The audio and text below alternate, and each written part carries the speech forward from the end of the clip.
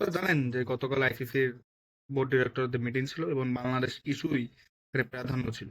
কারণ কি, কারণ জানেন 7ই ফেব্রুয়ারি থেকে ওয়ার্ল্ড কাপ শুরু হচ্ছে ভারতে এবং এর কো হোস্ট শ্রীলঙ্কা। তো এর ফলে বাংলাদেশ যেহেতু বলেছে যে তারা ভারতে গিয়ে খেলতে চায় না এবং বাংলাদেশের 4টা ম্যাচই ভারতে। সো চিঠি চালাচালি, কথা পড়া, আইসিসির লোক বাংলাদেশে আসা, বাট এরপরও বাংলাদেশ সরকার তথা বিসিবি অনড় তাদের পজিশনে, তারা ভারতে গিয়ে খেলতে চায় না। কারণ হচ্ছে নিরাপত্তা ইস্যু। তো এর ফলে গতকালকে বৈঠকটি ছিল চূড়ান্ত সিদ্ধান্তের বৈঠক।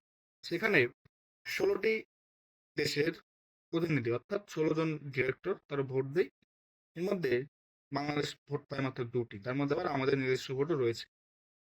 আর 14টা দেশ তারা ভোট দিয়েছে যে বাংলাদেশ যদি খেলতে না চায় ভারতে, সেক্ষেত্রে আইসিসি রিপ্লেসমেন্ট নিতে পারে।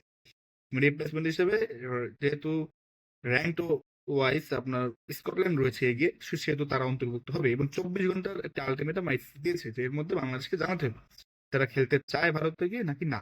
ভারতে খেলতে, ভারতে যে না খেললে বাংলাদেশের T20 ওয়ার্ল্ড কাপ 2026 আলবিদা। ঠিক আছে। এখন আমার প্রশ্ন হচ্ছে কি, যে এটা যে হবে, এটা কি বিসিবি জানতো না, নাকি বিসিবি শুধু দেশে বসে এসব ভেবে নিয়েছিল যে এরকম একটা মুভ নিলে আমাদের ছাড়াই ওয়ার্ল্ড কাপ হবে না? ভাই এটা কথা বলি, ক্রিকেট ইকল আপনার আইসিসি ইকল টু বিসিসিআই বলেন না, বলেন তো? সাম এটা সত্য, হ্যাঁ সত্য। তাহলে বিসিসিআই যে এগুলো করবে আপনি তো জানতেনই যে বিসিসিআই সাথে পারবেন না। এই গেল। দ্বিতীয়ত, আপনার 14টা দেশ আপনার বিপক্ষে ভোট দিয়েছে, 14টা দেশ। আপনি কাকে দোষ দিবেন শুধু? এখন বলবেন হ্যাঁ ভাই বিসিসিআই নেগোসিয়েশন করেছে, বিসিসিআই ভয় দেখিয়েছে, বিসিসিআই টাকার লোভ দেখিয়েছে, বিসিসিআই বলেছে তোমাদের সাথে সিরিজ খেলবো, সব ধরে নিলাম। আপনি কি করেছেন? শুধু সোনারগাঁও হোটেলে ঘুমিয়েছেন? সোনারগাঁও হোটেলে ঘুমিয়েছেন শুধু, আর কিছু করেননি?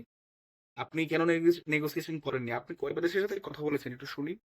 একটু প্রমাণ দেখাতে পারবেন যে চিঠি পাঠিয়েছেন বা কথা বলেছেন কয়টা দেশের ক্রিকেট বোর্ডের সাথে? নাকি তারা আপনাদের পাত্তাই দেয় না, নাকি তারা কথা বলতে চায় না এই বিষয়ে? বলেন কোনটা, ক্লিয়ার করেন। যে না, তারা আমাদের পাত্তা দেয় না, তারা আমাদের মনে করে না মানুষ। নাকি কথা বললে সেই প্রমাণ দেখান যে এগুলো এইসব বোর্ডের সাথে আমরা কথা বলেছি। আপনারা আলটিমেটলি কারো কোন বোর্ডের সাথে কথা বলেন? আপনারা বসেছিলেন ওই সব দেশপ্রেম, ইন্ডিয়া যে ওয়ার্ল্ড কাপ খেলবো না। ভাই মুস্তাফিজকে যদি ইন্ডিয়া বাদ না দিত তাহলে ওয়ার্ল্ড কাপ দিয়ে খেলতেন না? খেলতেন? মুস্তাফিজের নাম দিয়েছিলেন কেন ইন্ডিয়ায় আইপিএল খেলতে? কেন দিয়েছেন, এই প্রশ্ন কিন্তু আসবে।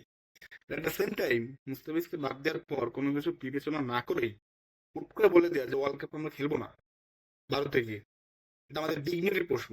এই ডিগনিটিটা আনা উচিত হয়নি প্রথমে। আপনি আইসিসি যে সিকিউরিটি মেজারমেন্টের যারা প্রতিনিধি রয়েছে তাদের রিপোর্ট নিতেন। দরকার হলে বাংলাদেশের যে নিরাপত্তা গোয়েন্দা সংস্থা রয়েছে তাদের একটি আপনি প্রতিনিধি দল ভারতে পাঠাতেন, তারা সফর করতো। যেমন ইংল্যান্ড, অস্ট্রেলিয়া কোন দেশে দ্বিপাক্ষিক সিরিজ খেলার আগে সে দেশে তাদের প্রতিনিধি দল আসে, তারা নিরাপত্তা ইস্যুগুলো দেখে।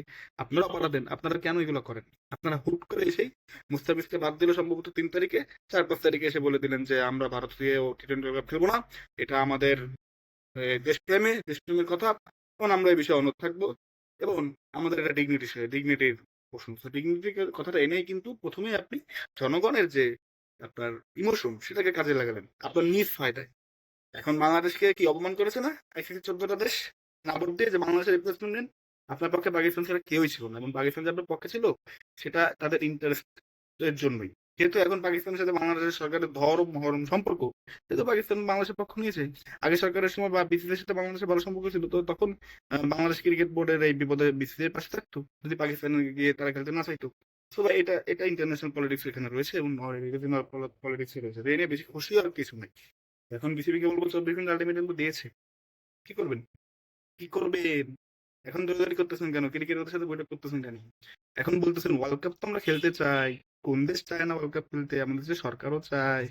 এসব কোন ধরনের কথা? স্ট্যান্ডে থাকেন, থাকেন। এখন এখান থেকে সরলে কিন্তু দেশের ডিগনিটি শেষ হয়ে যাবে।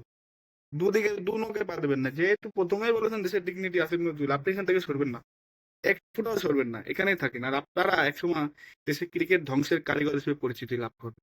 আপনারা হচ্ছে ক্রিকেট ক্রিমিনাল, ঠিক আছে?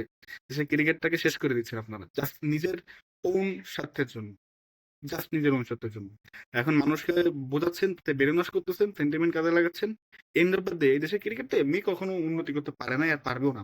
বাট আরো পিছাই দিলেন, আরো 100 বছর পিছাই দিলেন। আপনি দেখেন এবার বিসিসিআই কি করে, কি করে। বলেন না আইসিসি করলে বিসিসিআই, দেখেন তারা কি করে। তারপর আপনার সাথে খেলবে না, আইসিসি নিষেধাজ্ঞা দিতে পারে ইভেন। এছাড়াও আপনাকে লাস্ট যে বিসিবি নির্বাচন রয়েছে সে সম্পর্কে কিন্তু আইসিসিতে কমপ্লেন রয়েছে। তো আইসিসি যদি সেটা পুনরায় তদন্ত করে সেক্ষেত্রে কিন্তু বাংলাদেশ ক্রিকেটের উপর অনির্দিষ্টকালের জন্য নিষেধাজ্ঞা দিতে পারে। দেখেন কি হয়? দেখেন, দেখেন। আমাদের তো সবাই প্রচন্ড দেশপ্রেমিক অ্যান্ড আন্তর্জাতিক মানে খেলোয়াড় রয়েছে দেশে। তো দেখেন সে কি করে? তার কূটনৈতিক ডিপ্লোমেসি কতটা? যে ১৪ টা দেশ মুখের উপরে না বলে দিয়েছে যে বাংলাদেশের রিপ্লেসমেন্ট নাও। লজ্জা! It's shame.